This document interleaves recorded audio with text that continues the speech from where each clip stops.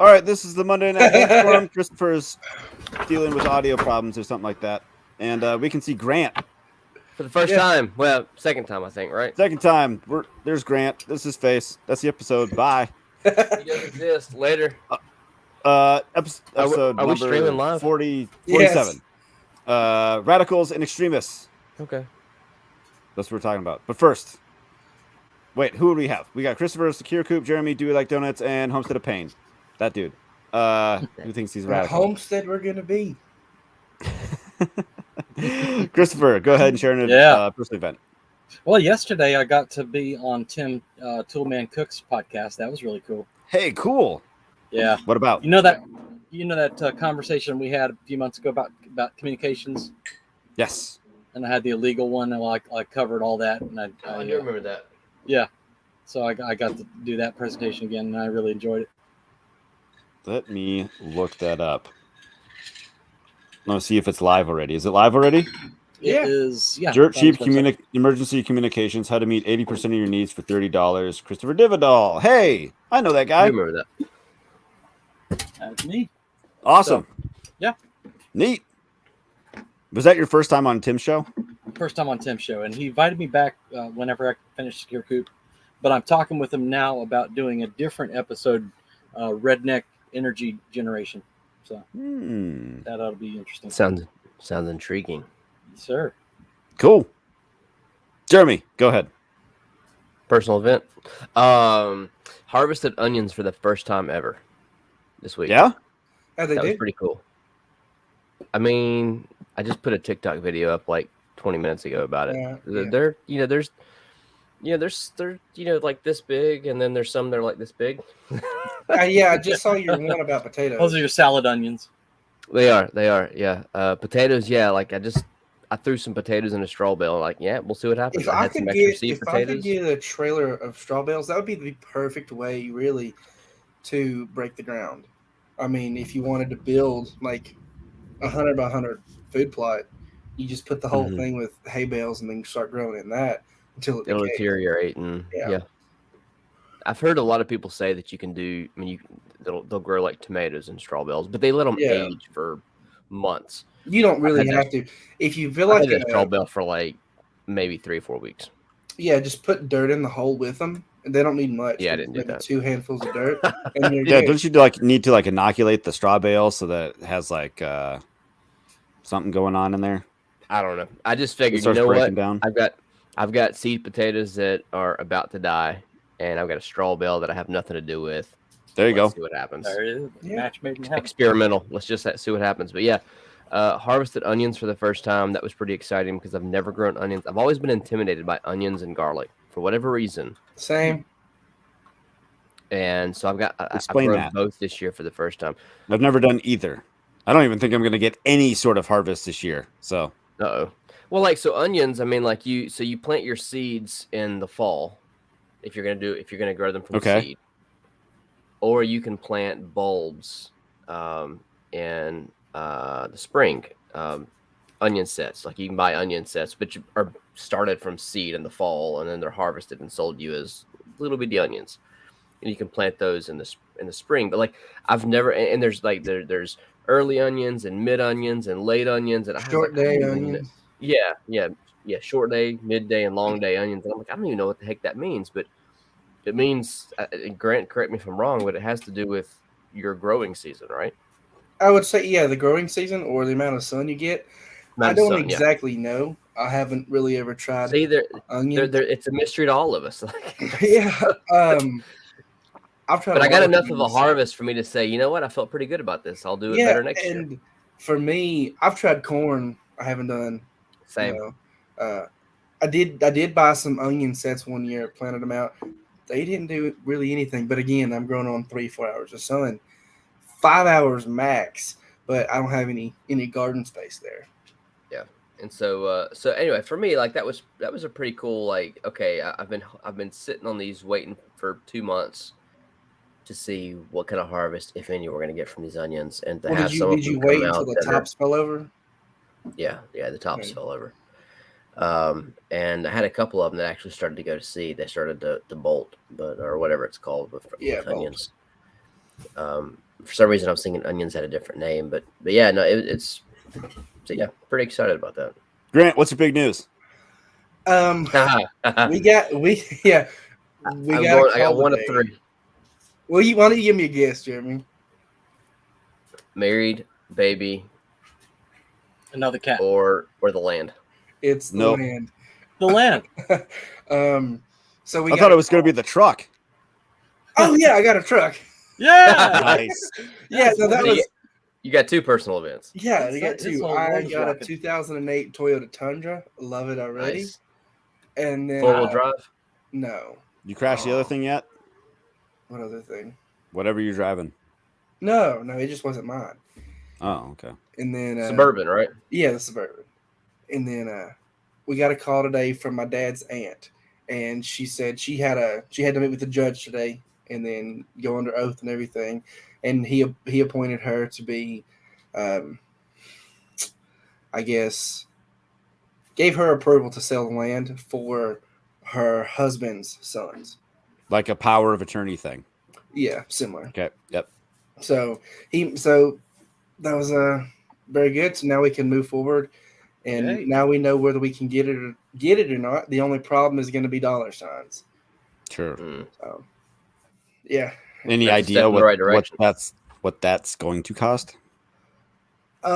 Realistically, I would say $8,000 an acre for 13 acres. There's a house on it, but the house is appraised at like $28,000. The house is built in 1875. Yeah.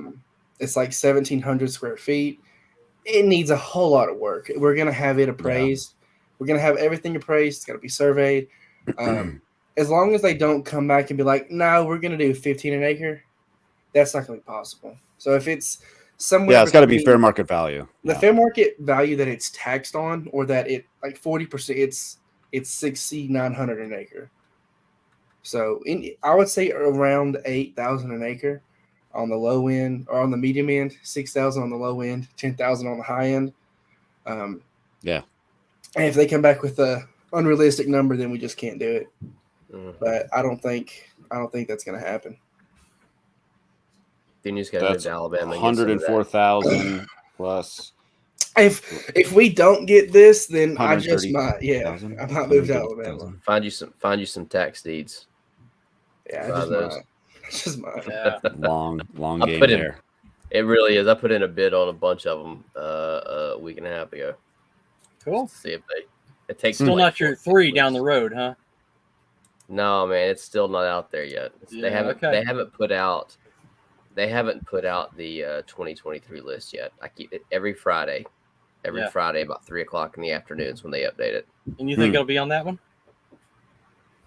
I thought it would be on it a month ago. Yeah. So every Friday I'm checking it, but yeah. Either way, I got 3 acres, 10 minutes down the road. But nice. Oh, so you feel confident that you'll be able to get it?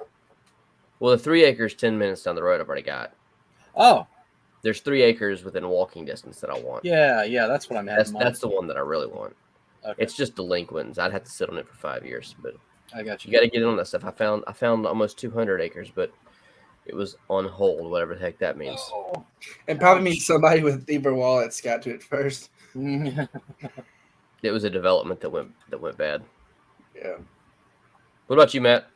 Oh yeah, we got stupid amounts of rain this weekend, specifically yesterday. Like I saw the flooding. Dude, it rained 3 inches in 3 hours. That doesn't happen here. That's dumb. And it's raining now. It's thunderstorm now. So they're messing with the weather. It's not the government. Dude, it's just public corporations do it now. I asked Bill Gates and George Soros in a public tweet, please turn off the cloud seeding. Did they respond? No. Guy had a good comment though. That was funny. That's a good one though. And yeah, so if I cut out, that's my internet went to crap, and now I'm looking at a turkey out my window. So that's why because of the rain. Distracted. The internet went up because I was like, what? Like the turkey ate my internet.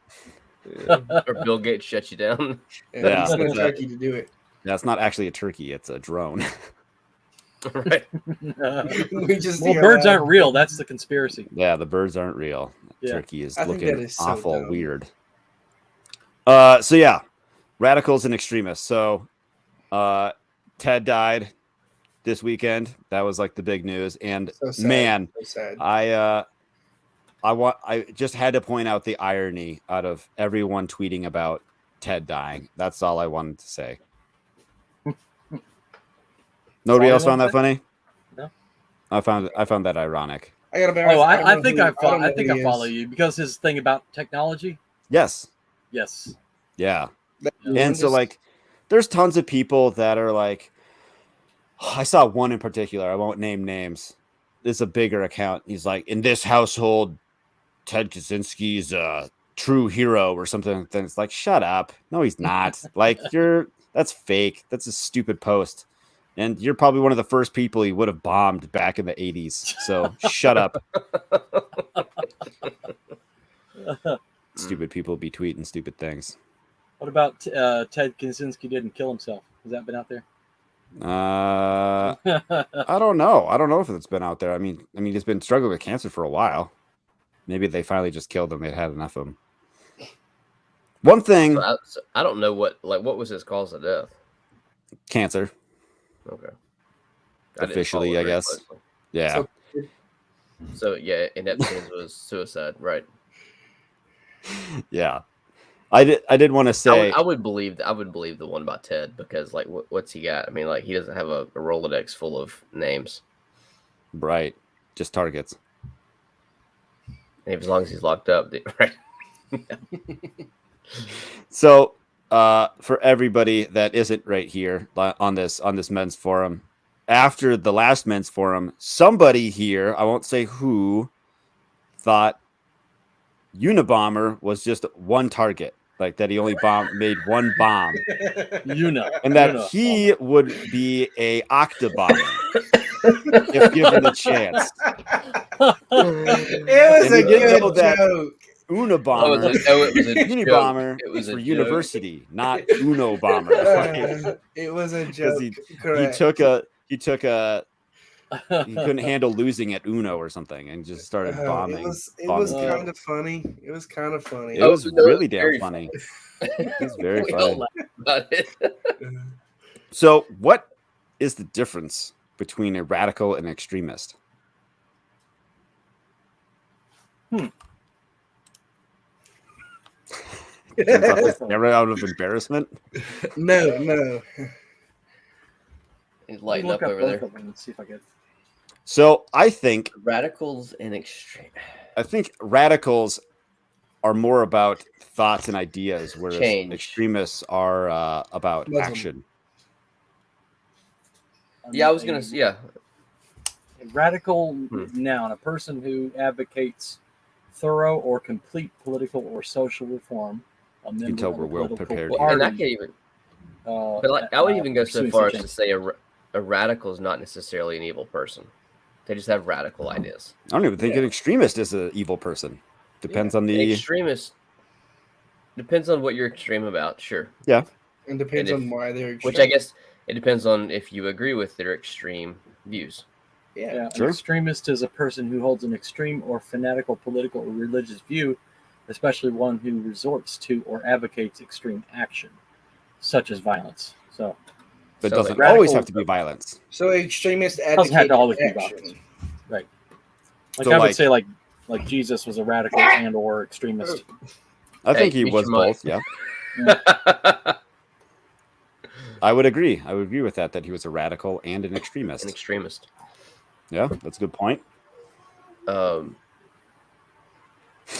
kid's out my window.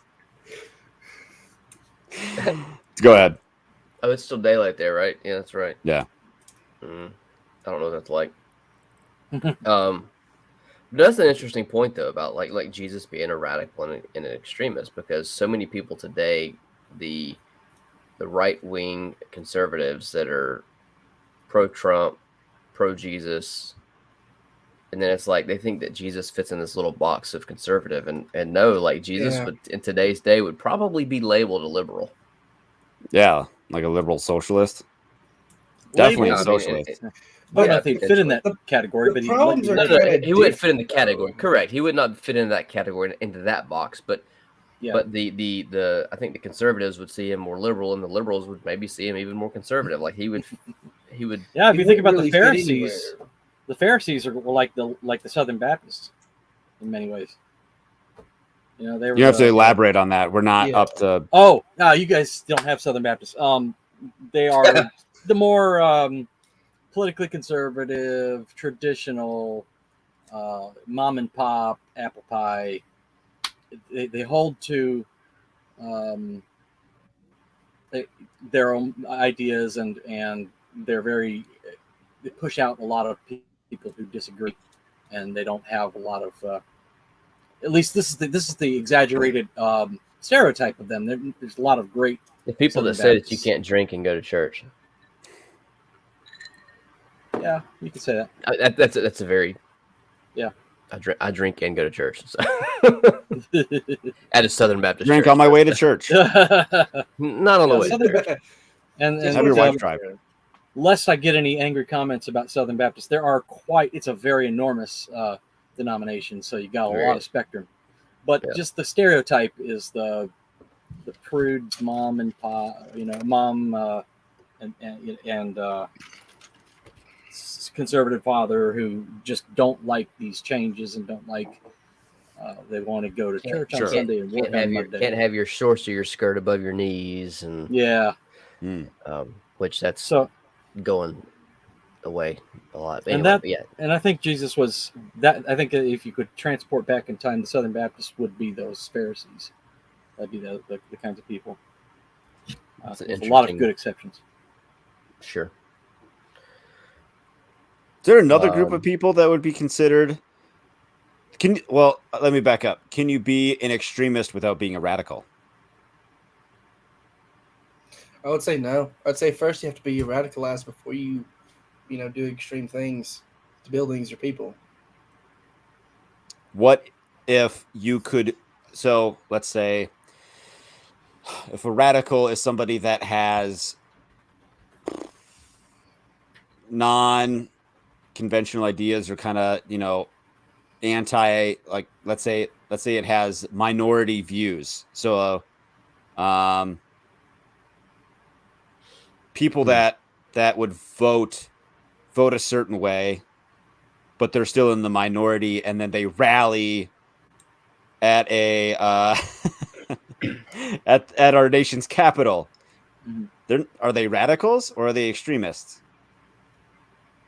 I looked it up, and there's one author who thinks that the difference between radicalism and extremism, radicalism is somebody, let's say, for example, who opposes the Constitution, but extremism is hostile towards it.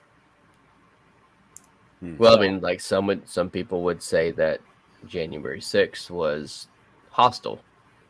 Yeah, I'd say those people were extremists. There were some hostile people there. I mean, were they radicals?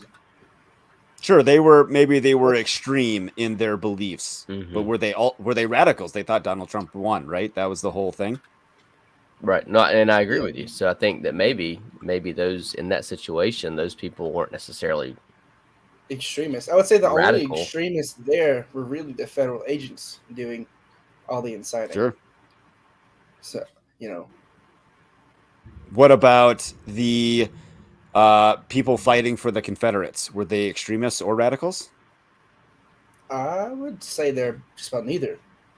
Yeah, they were neither radicals nor extremists. They were just Well, I mean, you've got the Union, you got the Confederates, and they both held to their beliefs, which were ingrained in them from a very young age. Doesn't necessarily make them radical or extremist. Those were just, those were both accepted beliefs at that time. It depends on how you're looking at it. Are you looking at the actions Abe Lincoln took to make sure the Confederacy did not leave the Union, make sure they did not break away? He did some very extreme, very radical things that he did. He expanded presidential power and governmental power that, hadn't really been seen before, to make sure that he didn't lose the power of the southern states.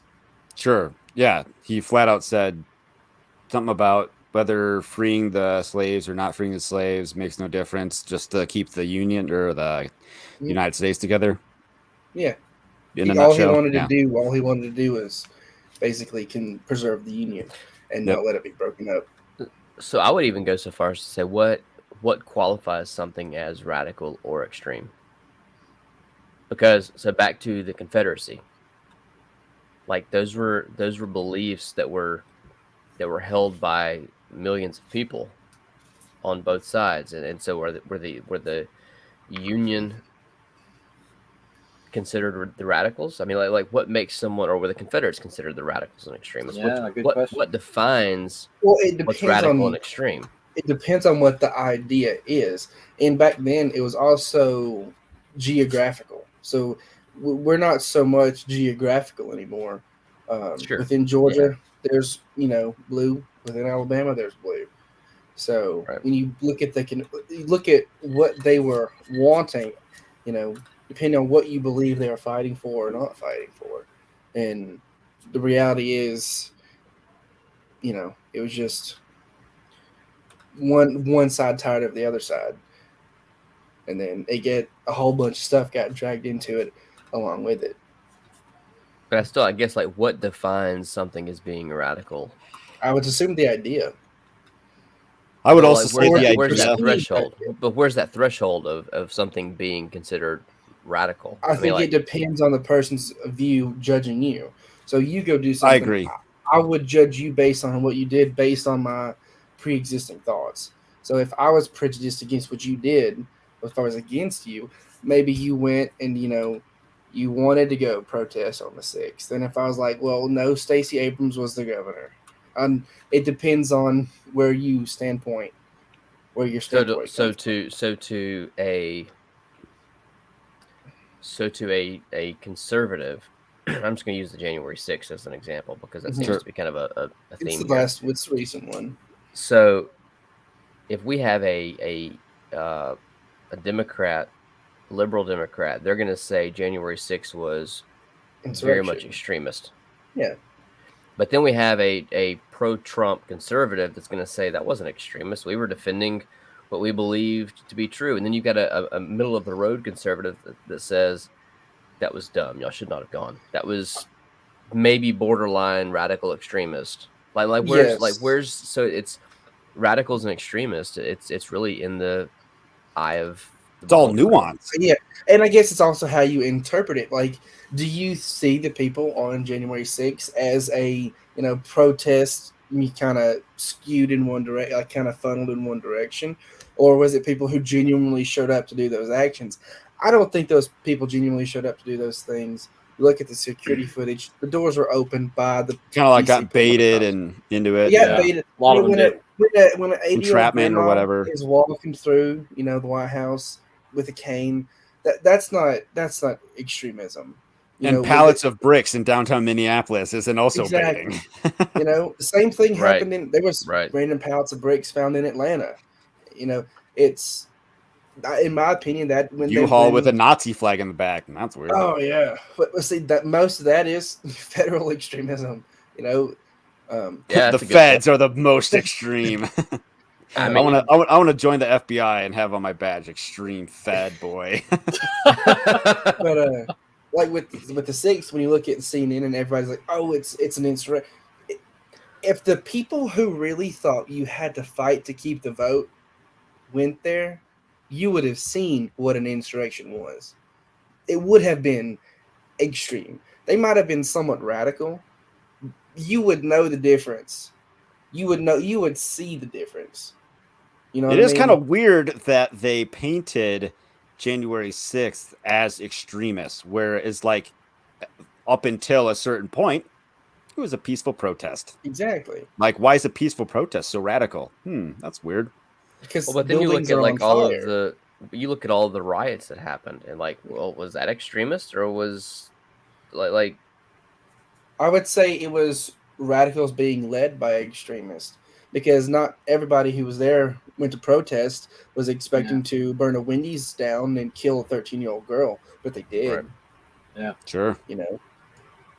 Yeah, I think that's a good point, Grant. That somebody that's a radical can easily be led to extremism because they already have those thoughts and ideas implanted, and all it takes is just a little push. Like, I think the extremism part comes from the action.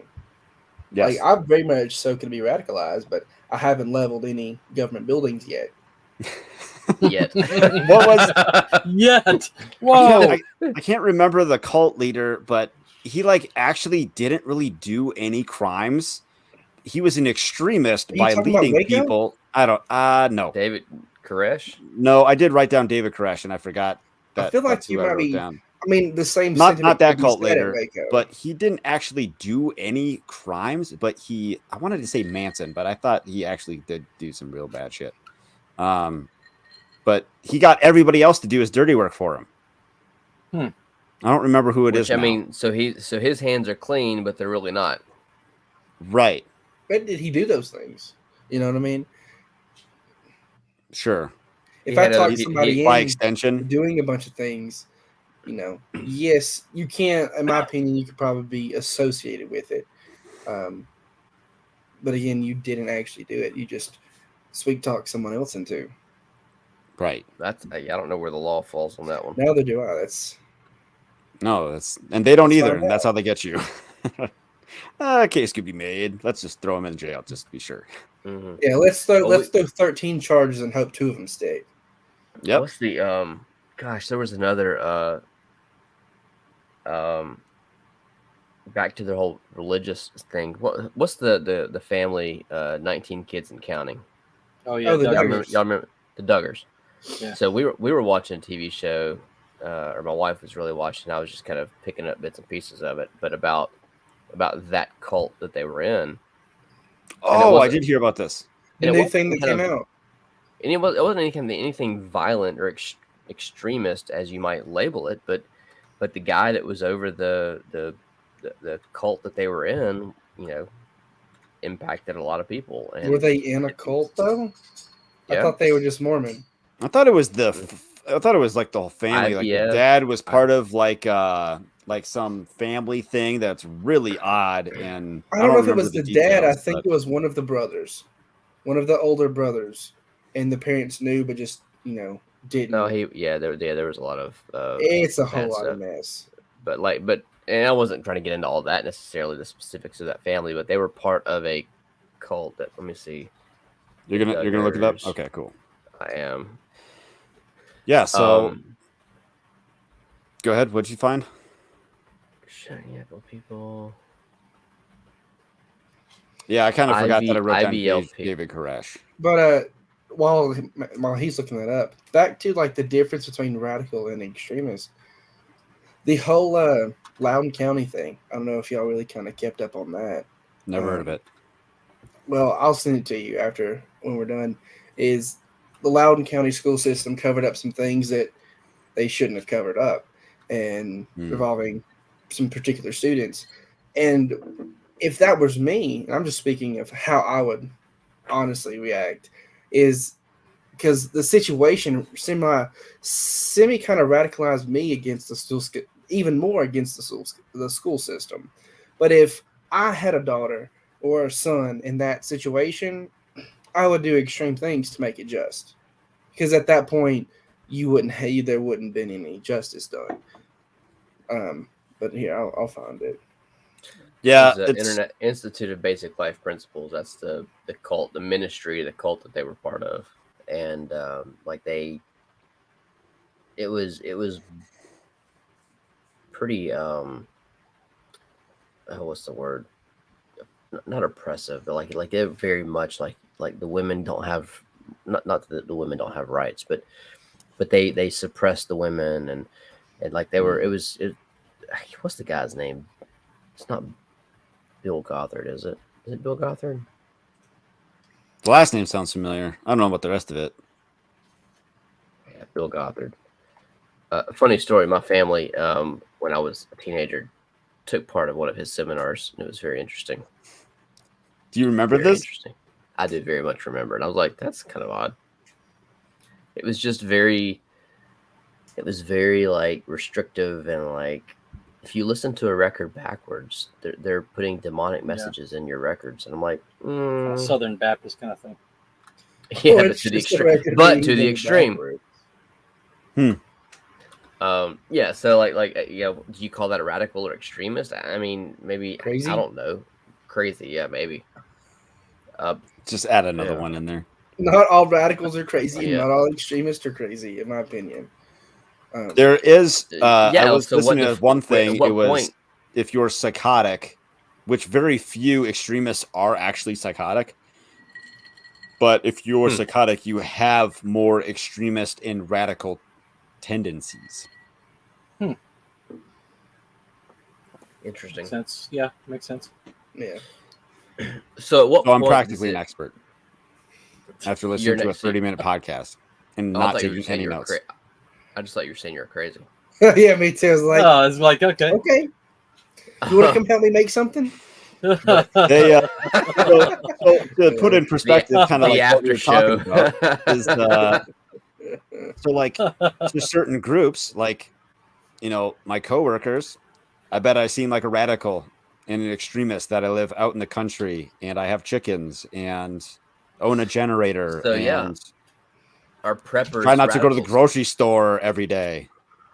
But in a sense, okay, so if you compare preppers to today's culture and today's consumeristic mindset that goes back to the 50s, yes, preppers are considered radicals, if not extremists, because they're being looked at by the populace and being like, well, this is not the normal. Why are you doing this? You're crazy. But pre-50s, it was the normal. Yeah, it was normal because there wasn't a grocery store at every corner. I even did a video. I did a video at some point last year that was like, hey, like our grandparents were the OG preppers. Your grandparents were the OG preppers. My grandparents weren't. Their parents were. My great grandparents. Okay, so my great grands probably were more like I was my great grandparents into. I think we're splitting hairs here. Yeah, well, for me, there's a whole generational difference. I was going to say, for me, my grandparents, my grandmother, when the lockdowns happen, I'm like, grandmother, look, you've got to have extra food because she can't go to the grocery store by herself. She doesn't like to.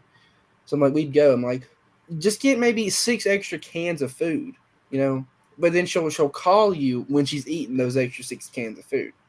So she's like, I'm out of groceries. It's like, the pantry, even though she grew up with her parents, they had bees, they did cattle, they raised hogs, they farmed, acreage. Also, they could eat. And but I guess what I'm getting at is like great grandparents, like they would grow their own food. They gardened, they canned it, they preserved it through the winter, and they ate it through the winter, and they rinsed and repeated every year. That was the OG prepper, in my opinion. We lived off the land. We didn't have a grocery store. Yeah, I mean, we could go buy things from the grocery store. Like we could buy this and that and get through like things that we couldn't grow. But for the most part, like they lived off the land, and now nobody lives off the land. Which I've seen a resurgence of people going back to homesteading, which is very, it's very much like uplifting and like positive to see that surge. Yeah. And what I'll say to that though is there's a huge surge of people doing that, but if you look out of a country of 330 million, it's very few. And then like for me, I'm like, sometimes it'll psych me out. I'm like, well, are too many people trying to grow produce for market? Are too many people trying to start a flower farm? But then when you look at all the people around you, like, oh my gosh, that's so crazy. And then you can then market to them, and then because they're never going to do it, they just want the idea of that. Yeah. So are people that grow their own food and live off the land and prepare and homestead, are they considered radicals or extremists?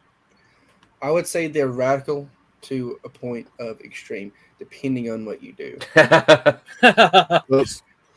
Wrong banner.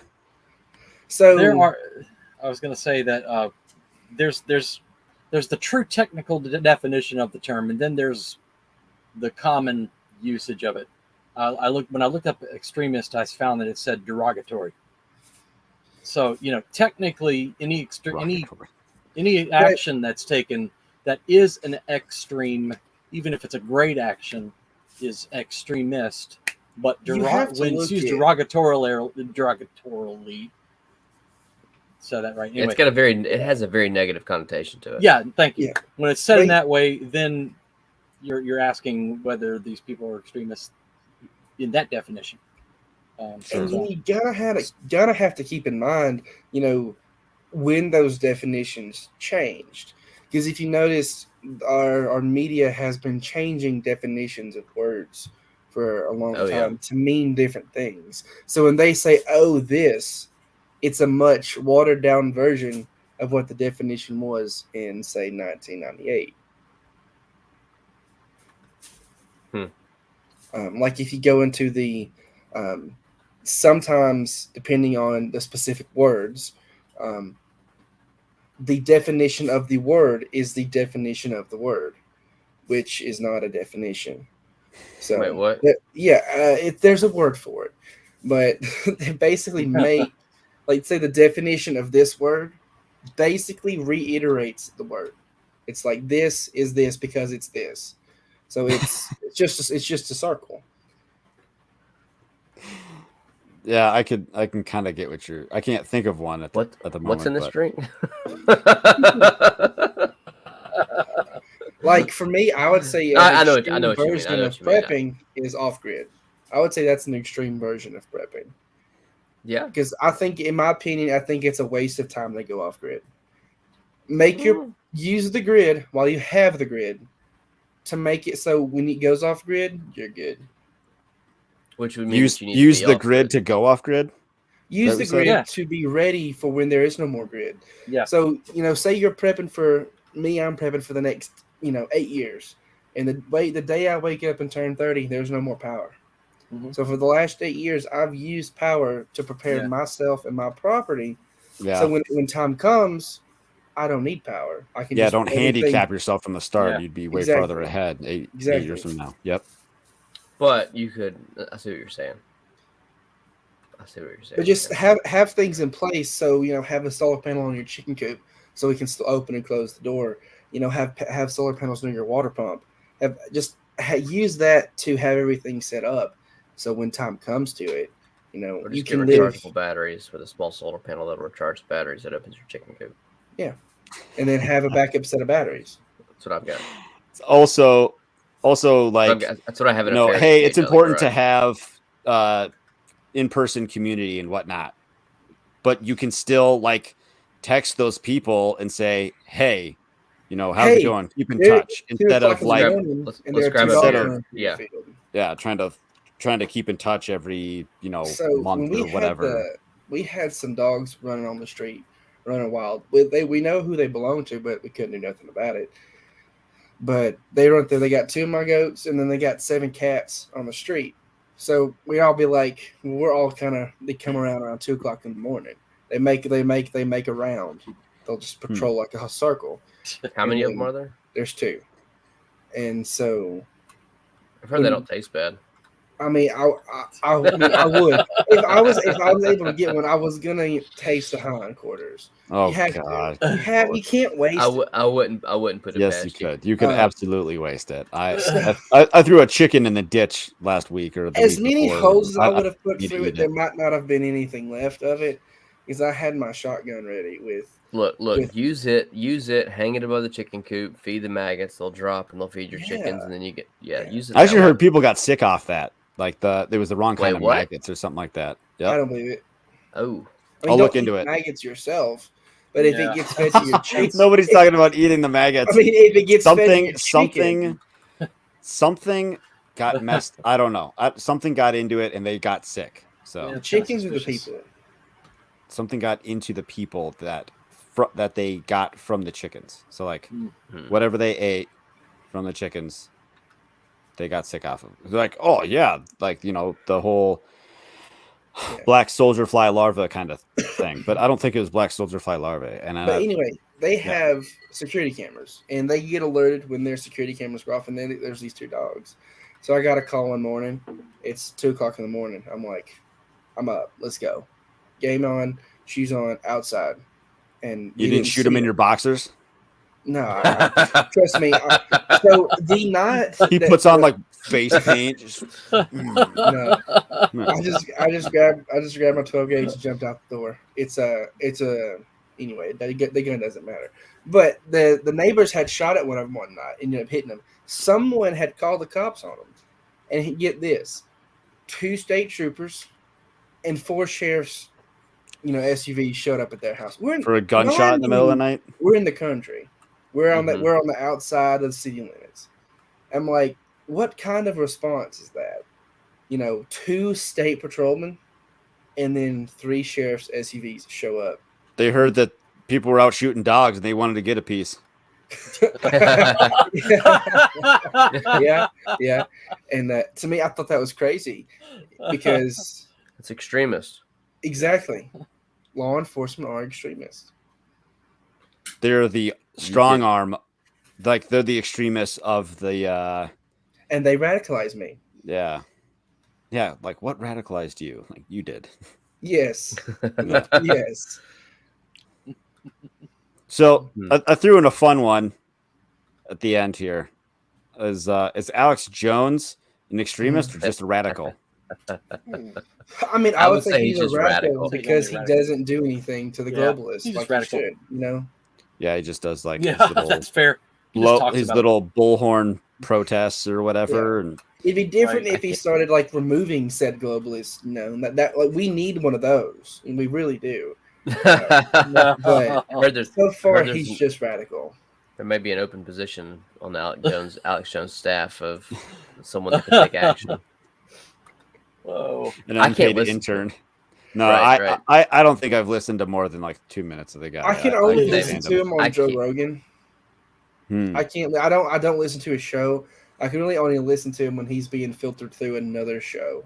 Sure, you can't let him take the reins. Most of the time, it's so much information that he'll be doing on his show. But I don't like that type of show. I've cut out all political shows. I can't do it anymore. It just makes me angry. Sure.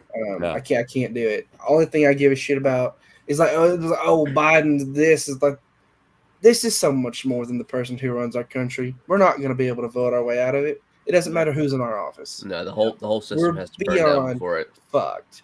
I mean, you go back to 1971. Oh, sorry, I used foul language. That's not what I'm making a face about. Oh.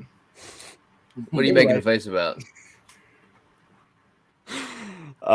We just got off of Alex Jones. Yeah. No, please, Grant, tell us about 1971. We went off the gold standard. I mean, take it all the way back to that.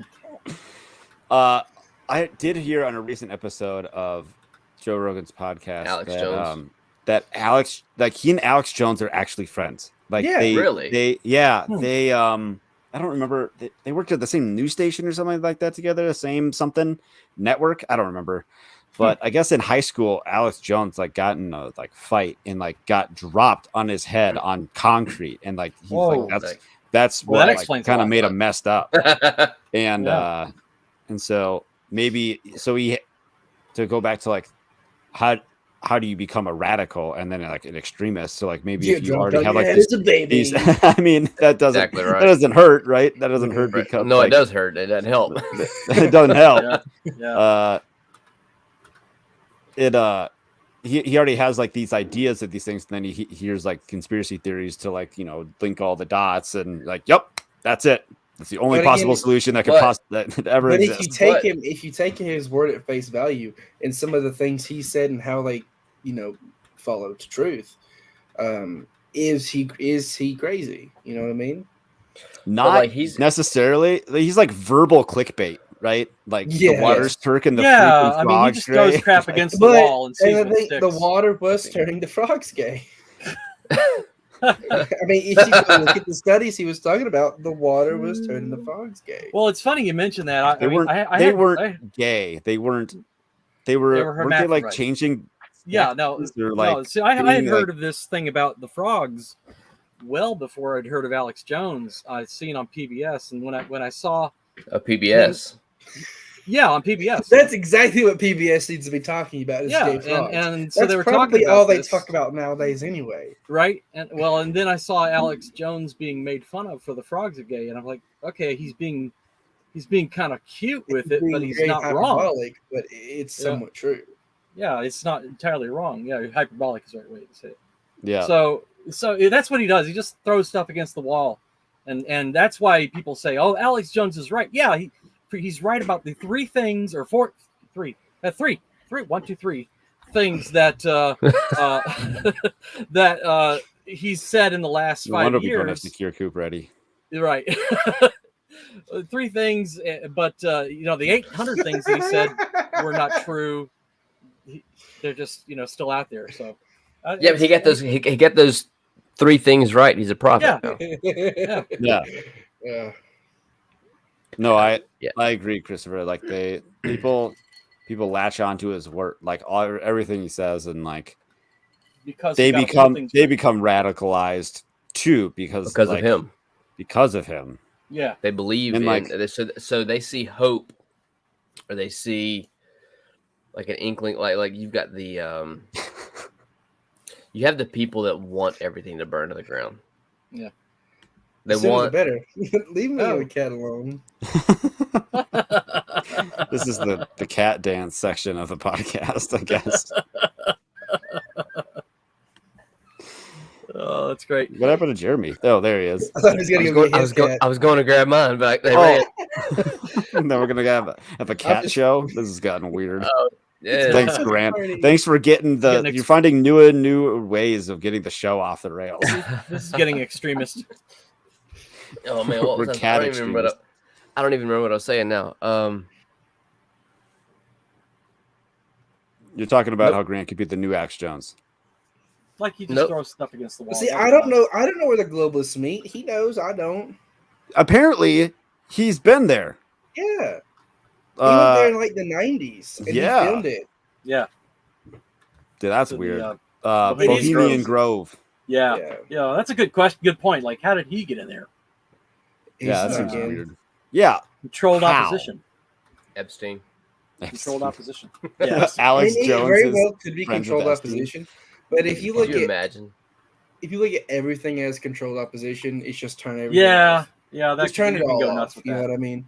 It'll drive you crazy. Like, not everything can be a psyop. Like, this is weird. Right. I mean, most things are, but I've given up watching any. I don't watch anything mainstream anymore. Yeah, I used to watch Philip DeFranco, and then this is when I first got into news, and then he's kind of. I would watch Tucker Carlson, and then I took him off. Yeah, and then I went into. Are you serious? I was like, who? Okay, do you actually watch Tucker? I would every now and then. But I take him with a grain of salt, just like everything else. Like it's I don't anything that's on mainstream media. I listen to it as background noise. They're all owned by like the same people. Yeah. Well, what Tucker does wrong is not what he says that's false. It's what he doesn't say.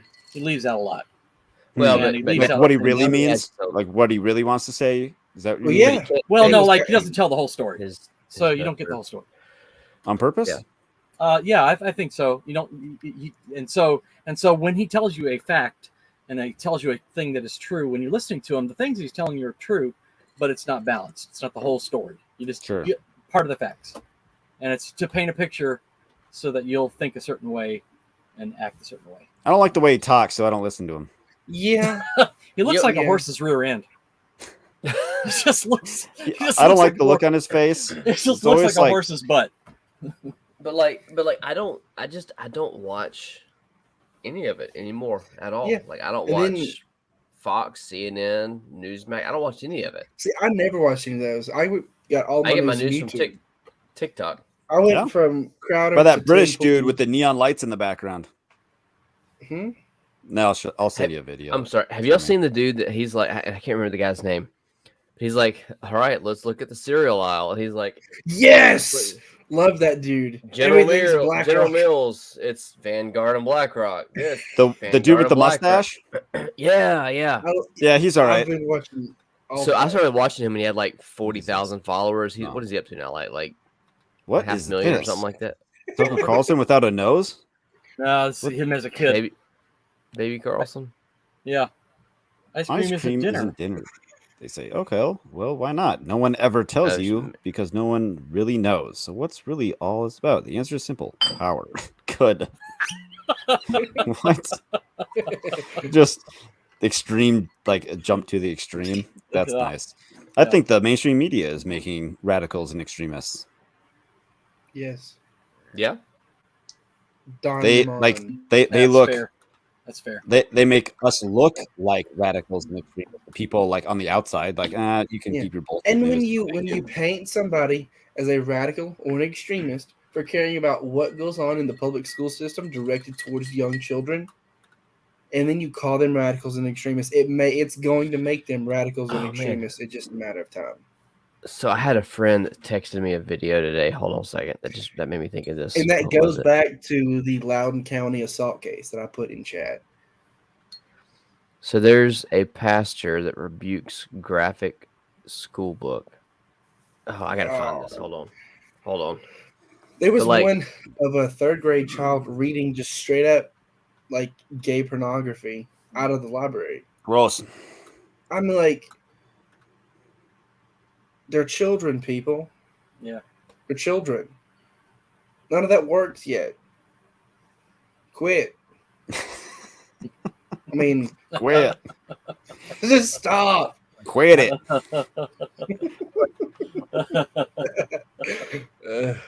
Present. Yeah. Present. You ever watch Key and Peele? I thought we were going to be like in the military for a second. Present arms. Where is it, Jeremy? All right, hold there on. it is. Here we go. Can y'all see it? This guy? Yeah. All right. It's for you. It says after a bit, a person's becomes moist and slippery, and the clitoris becomes hard. Can we even air this? This is terrible. Stiff and larger. Pastor. Sometimes a bit I don't know if we can say fluid this. that may contain a few sperm comes out of the tip of the penis and makes it wet. Can we, sir? I'm sorry. Was it something I said? If you don't want to hear it in a school board meeting, why should children be able to check it out of the school system? We have perverts that are perverting our kids. And I do like the way he sit talks. back smug in your chairs, but you don't want me to read it. Why? Does it bother you? Yes or no? You can't answer that question. You want to know why? Because politically speaking, you can't say that it's wrong. Got him. Not bad. Whatever. I guess I just won't air this one. But like extremists, like our school systems. Yeah. I mean, like, why is that kind of stuff available in a school library? When that doesn't get put in check, if that doesn't get put in check, then that is what is going to make extremists. Because the parents have already been radicalized with what they're showing to their children. If it doesn't get fixed, they're going to become extremists. Jeremy, can I put you on the spot? Did I just get you like blacklisted? Matt? Yeah, sure. Why not? Nah, he should be fine. Have you looked at the books in your kid's library? Like I think you can go online and see the titles of the books and like cross-check them against like the whatever list. All of them? No. Well, now, have I there's been a search? There's a search function. Have I walked through my child's library or school? Absolutely. With him, we've looked at books, and he brings books home. I get to see what he reads. He reads a lot. Like that's one thing that I'll say. Like I'm super proud of him for is he reads. He's probably read more books by the age of 9 than I've ever read in my entire life. Good, smart. He likes fiction and all that kind of stuff. But like like we've walked through the library with him. How old is he? Sure. 9. So have I looked at all the books? No. If you come, I've got a book for you that get him started. The Tuttle in the Twins series, and he might like it. What's it called? Monster Hunter International.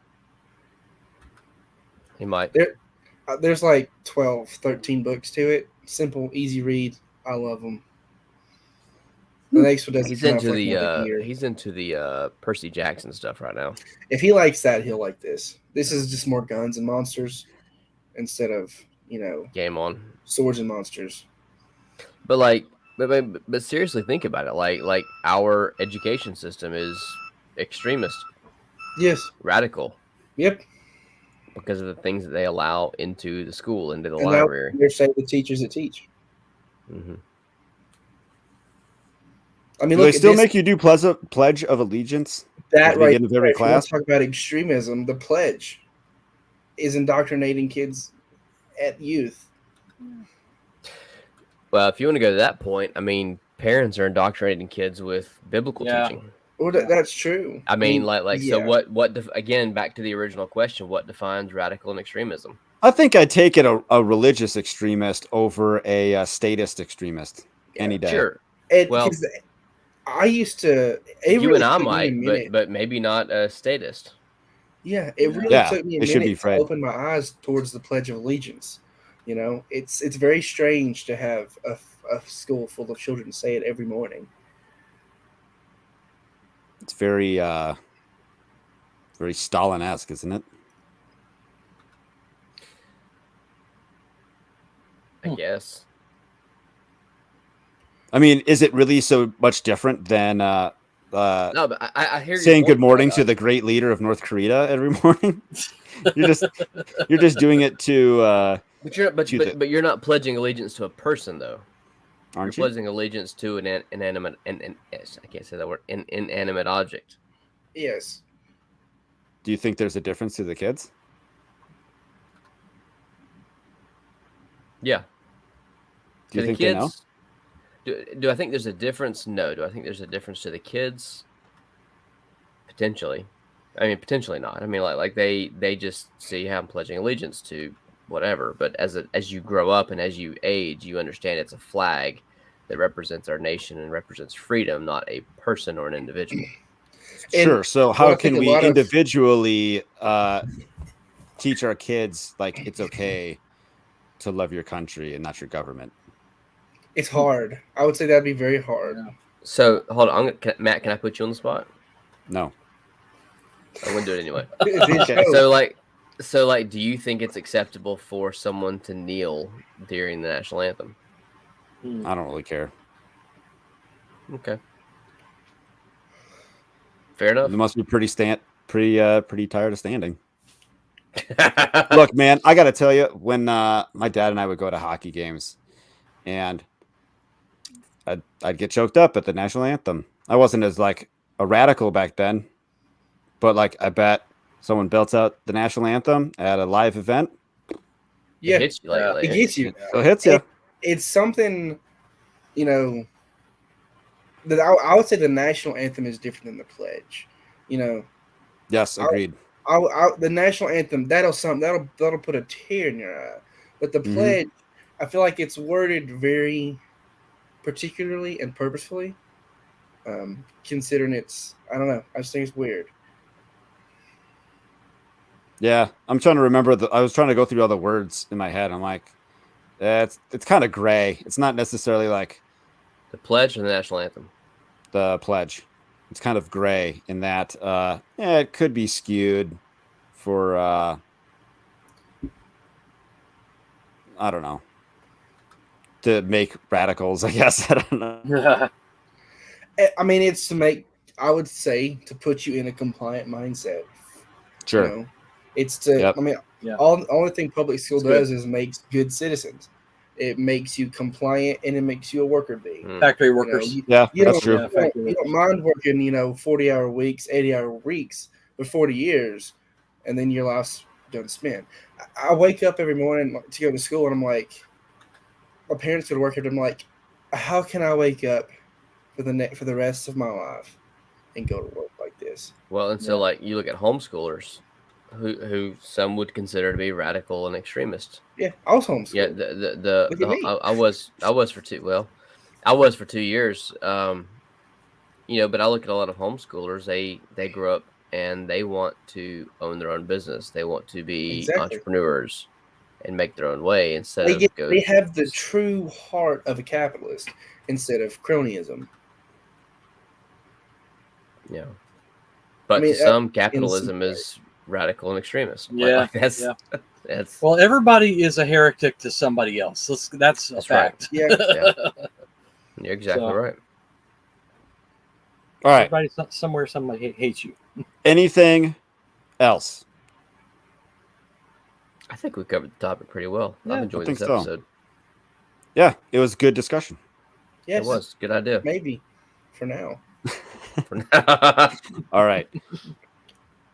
Are we all radicals then?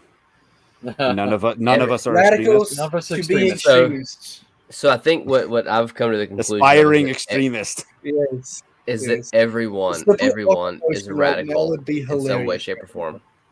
That's true. To somebody. Yeah. Yeah. You're a Everybody's radical in somebody's heart. Like to my Yeah. sister, my parents are extremists. Your They're parents not. sound cool. They're awesome. My sister's just crazy. Yeah. So she's a radical. Yeah. Well, you both win.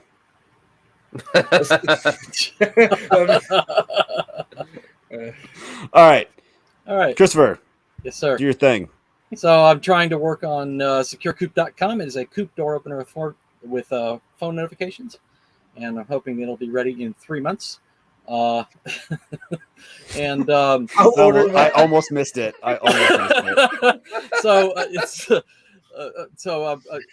I work for a Fortune 50 company, and I have learned a lot about keeping servers active and live, and I'm applying those same principles down to the chick coop level. And so working on a coop door opener with phone notifications. Get on the mailing list, get the coupon below, and combine them together and get a free ebook at the website. The mailing list will tell you when the product is ready, when I can finally. Wait, you got a free book? Finish. Yes, sir. Get the Is book. that new Where or you been? is that new? Hold up, is No, that it's new been or have there. I just been ignoring you for the you've last 6 ignored months? You just haven't paid attention. Yeah, get the book. So My headphones seem to cut out every time you mention that part. every point, every podcast at this point, it's just like, oh. yeah, get the book. So that's it. I'm working on that, and I'm hoping to come out with it this year. We're going through the beta test process now, and shaking out little bugs and things. Excellent. Thank you. And Jeremy.